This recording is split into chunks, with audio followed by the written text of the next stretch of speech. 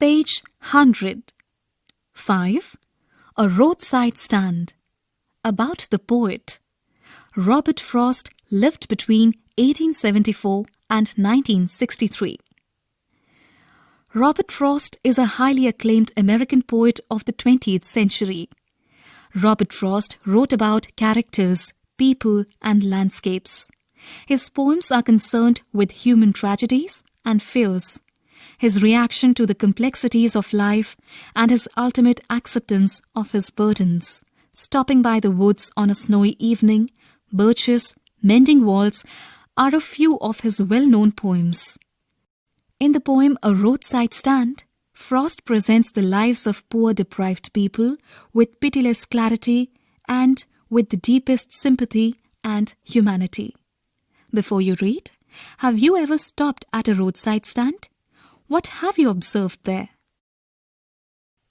The poem begins.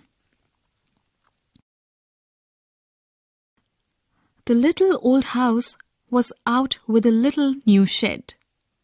In front at the edge of the road where the traffic sped. A roadside stand that too pathetically pled. It would not be fair to say for a dole of bread, but for some of the money, the cash, whose flow supports the flower of cities from sinking and withering faint.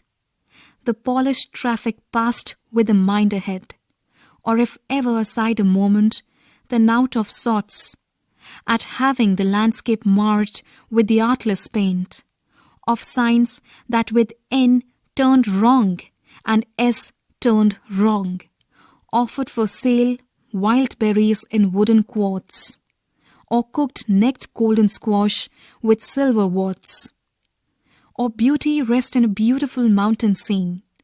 You have the money, but if you want to be mean, why keep your money this crossly and go along? The hurt to the scenery wouldn't be my complaint, so much as the trusting sorrow of what is unsaid. Page 101. Here, far from the city, we make our roadside stand and ask for some city money to feel in hand, to try if it will not make our being expand and give us the life of the moving pictures promise that the party in power is said to be keeping from us.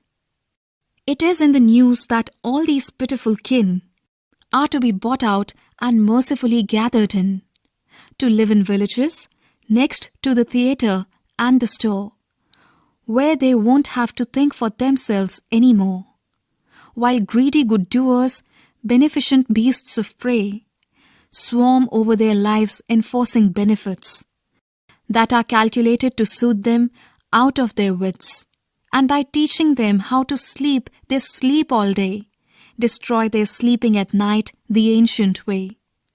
Sometimes I feel myself I can hardly bear the thought of so much childish longing in vain, the sadness that lurks near the open window there, that waits all day in almost open prayer, for the squeal of brakes, the sound of a stopping car, of all the thousand selfish cars that pass. Just one to inquire what a farmer's prices are.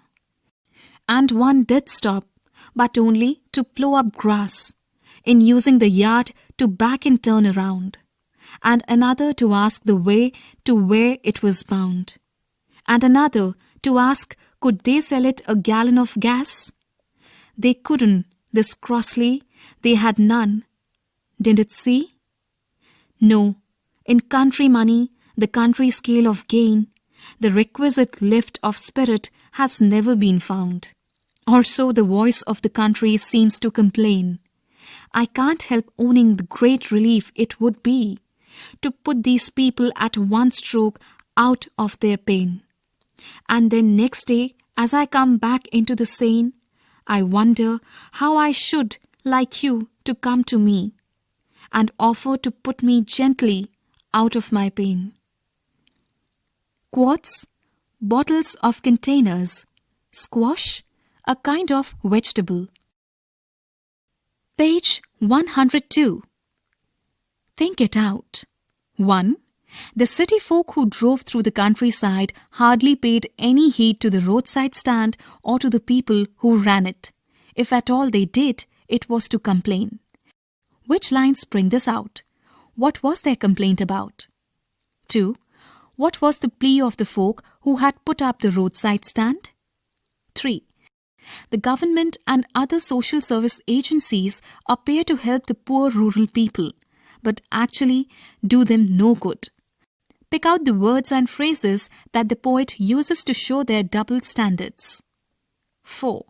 What is the childish longing that the poet refers to? Why is it vain? 5. Which lines tell us about the insufferable pain that the poet feels at the thought of the plight of the rural poor? Talk about it. Discuss in small groups.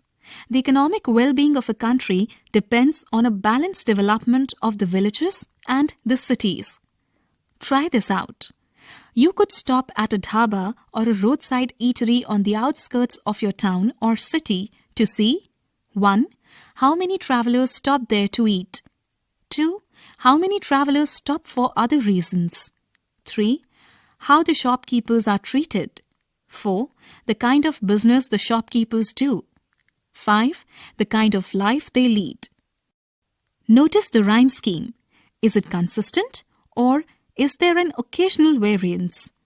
Does it indicate thought predominating over sound pattern? Notice the stanza divisions. Do you find a shift to a new idea in successive stanzas?